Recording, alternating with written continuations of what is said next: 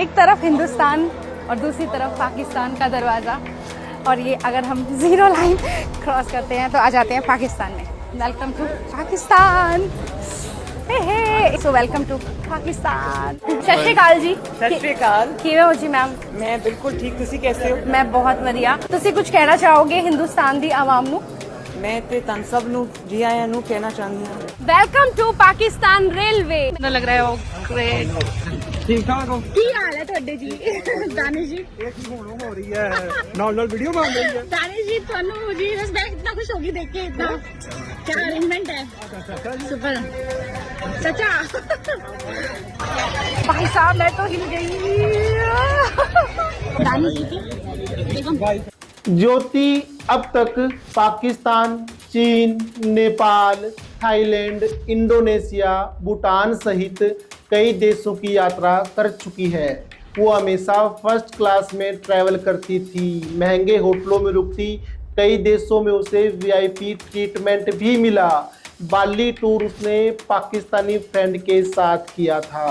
नमस्कार, मैं कमल लोहान और आप देख रहे हैं सिटी बिग न्यूज़ की खास रिपोर्ट। और आज हम बात कर रहे हैं उस यूट्यूबर की जिसकी कहानी सोशल मीडिया से सीधे देश धरों तक जा पहुंची। जी हाँ, हम बात कर रहे हैं हिसार की रहने वाली ज्योति मल्होत्रा की, जिसे आईएसआई के लिए जासूसी करने के आरोप में गिरफ्तार किया गया है। आखिर कौन है ज्योति मल्होत्रा? ज्योति हिसार की अगरसेन कॉलोनी में 55 गज के मकान में रहती है। पिता कारपेंटर है। दिल्ली में 20,000 रुपये की नौकरी करती थी। कोरोना में वो भी छूट गई। फिर वो यूट्यूबर बनी। चैनल का नाम था ट्रैवल विद जो। आज यूट्यूब, इंस्टा और फेसबुक पर 8 लाख से ज़्यादा फॉलोवर हैं। नाम बड़ा हुआ तो दिमाग में खुराफात सोची और यहीं से शुरू हुआ जासूसी का सफ़र। हरियाणा के हिसार से निकली इस लड़की ने खुद को ट्रैवल ब्लॉगर बताया, लेकिन असल में वह आईएसआई की पेड एजेंट निकली। बचपन में मामूली ज़िंदगी, फिर दिल्ली में छोटी मोटी नौकरी, लेकिन अचानक विदेश यात्राएं, आलीशान ट्रिप्स और वीआईपी ट्रीटमेंट। सवाल ये है, ये सब खर्चा आया तो आया कहाँ से? और एक भारतीय ट्रैवल ब्लॉगर पाकिस्तान के पूर्व प्रधानमंत्री की बेटी का इंटरव्यू कर रही है। बात गहरी थी पर समझने में टाइम कुछ ज़्यादा ही लग गया। ये सब शुरू हुआ पाकिस्तान हाई कमीशन की इफ्तार पार्टी से, जहां ज्योति ने एक पाकिस्तान अधिकारी दानिश से मुलाकात की। इसी ने उसे पाकिस्तान का वीज़ा दिलवाया और फिर ज्योति की पाकिस्तानी आईएसआई एजेंट अली अहवान से मुलाकात करवा दी। ज्योति पहली बार 2023 में पाकिस्तान गई। वीज़ा दिलाने में पाकिस्तान एम्बेसी के दानिश ने हेल्प की। वहीं से दोनों की फ्रेंडशिप हो गई। दानिश ने ही ज्योति के पाकिस्तान में घूमने, ठहरने और बाकी चीज़ों के वीआईपी इंतज़ाम करवाए। ये वही दानिश है जिसे जासूसी के आरोप में भारत सरकार ने देश से बाहर कर दिया था। अब साफ है, ये ट्रैवल नहीं था, ये मिशन था, पाकिस्तान का मिशन भारत के खिलाफ। ज्योति पाकिस्तान पहुंची, जहां उसे स्पेशल प्रोटोकॉल मिला। उसने मरियम नवाज शरीफ का इंटरव्यू किया, जो अब सोशल मीडिया पर जमकर वायरल है।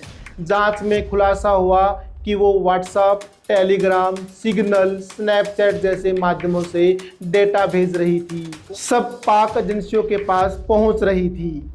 55 गज के मकान में रहने वाली एक साधारण लड़की आज लाखों खर्च कर रही थी। फ्लाइट्स, होटल्स, वीआईपी सुविधाएं, इनकम से कहीं ज़्यादा ट्रांजैक्शन और पैसा आ रहा था विदेशों से। क्या ये यूट्यूबर आईएसआई की फंडिंग पर मौज कर रही थी और बदले में अपने ही देश को बेच रही थी?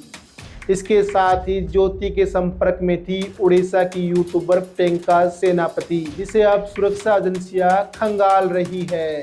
हरियाणा की यूट्यूबर ज्योति मल्होत्रा के पाकिस्तान के जासूसी करने पर पकड़े जाने के बाद एक और यूट्यूबर सुर्खियों में है। यूट्यूबर का नाम है नवांकुर धनखड़ और वे डॉक्टर यात्री के नाम से यूट्यूब चैनल चलाते हैं। हालांकि नवांकुर ने सारे मामले से पल्ला झाड़ते हुए कहा, जासूसी की हो तो मुझे जेल भेज देना। ट्रैवल ब्लॉगर ज्योति मल्होत्रा सुरक्षा एजेंसियों की नज़र में तब आई जब वह पिछले साल 2024 में 2 महीने के भीतर पाकिस्तान और फिर चीन गई थी। ज्योति मल्होत्रा 17 अप्रैल 2024 को 1 महीने के टूर पर पाकिस्तान गई थी।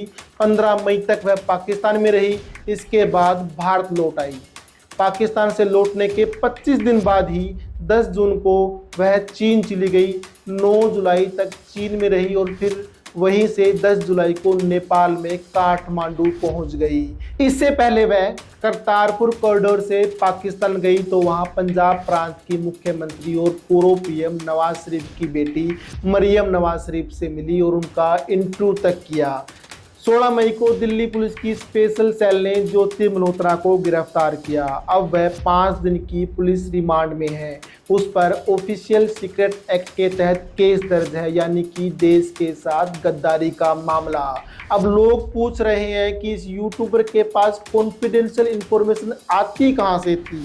क्या देश के अंदर भी गद्दार भरे पड़े हैं या पैसे के दम पर आप किसी को भी खरीद सकते हैं? यह भी एक जांच का विषय है।